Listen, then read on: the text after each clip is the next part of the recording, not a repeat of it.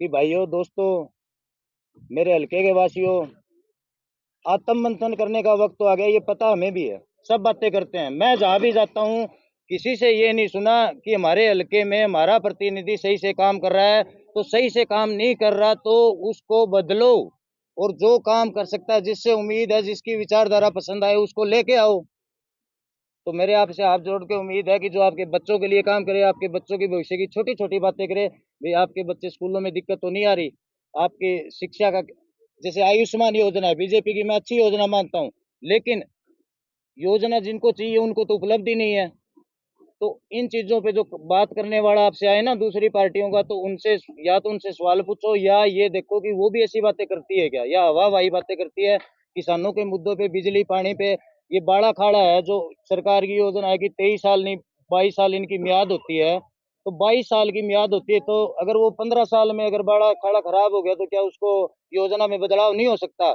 ये कौन सा योजना है? प्रदेश की योजना है, कौन सा जाके संविधान में लिख दिया भी 2/3 बहुमत चाहिए इसको बदलने के लिए? अगर 15 साल में बाड़ा खाड़ा खराब हो गया तो अगले 8 साल है।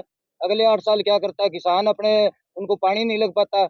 अच्छा, 8 साल के बाद वो बनेगी ना, वो बनेगी, वो चलो वो योजना बनी, तब कोई आप लोगों के बीच में नेता आगे उसका झूठा क्रेडिट लेगा। तो हम शिक्षित है, समझदार है।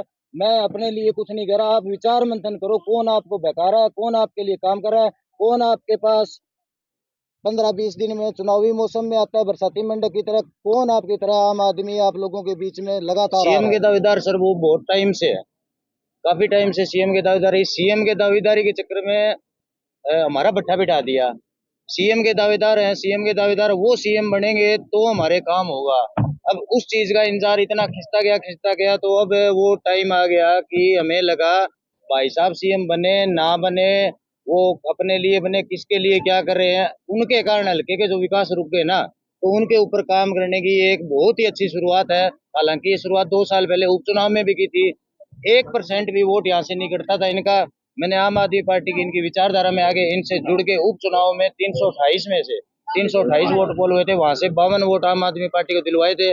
उसके बाद मैंने घूम घूम के मेहनत कर करके, और आपने मेरा भाईचारा रिश्तेदारी देख ली होगी, मेरी जो एक पोल पे आ गए थे, अब हमारा दायरा भी बढ़ता जा रहा है, धीरे धीरे और बढ़ेगा।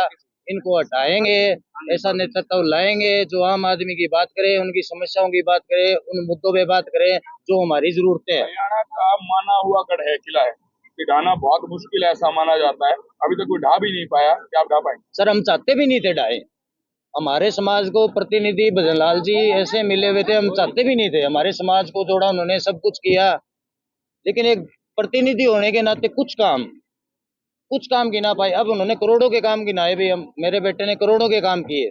वैसे तो बेटे ने करोड़ों के काम किए, बेटा प्रतिनिधि, बेटा नहीं आ सकता, बेटा आगे बताए कौन से करोड़ों के काम किए। 1 करोड़ का भी काम कर रखा हो कहीं बता दो।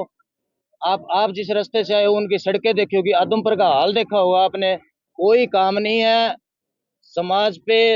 चौधरी भजनलाल जी उनके नाम पे वोट मांग रहे हैं, कुछ थोड़ा काम करके दे देते ना तो भी हमारा चल रहा था। भी आप हमारे प्रतिनिधि हो, काम कर रहे हो, ठीक है।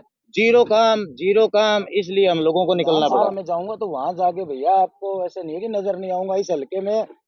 मैंने मेरा पर्सनल सोच रखा, जो किसी को पार्टी से भी किसी से डिस्कस नहीं किया, कि एक जो नेता है उसमें चाहे मैं आऊं तो मैं ऐसा नेता बनूंगा 3 महीने के अंदर। एक हल्के में यहाँ 54 गांव है, उनमें एक बार आऊं, ना कि दौरा करने आऊं, ना कि धन्यवादी दौरा करने आऊं, ना कैंपेनिंग करने आऊं। मैं आऊं हर 3 महीने में एक बार।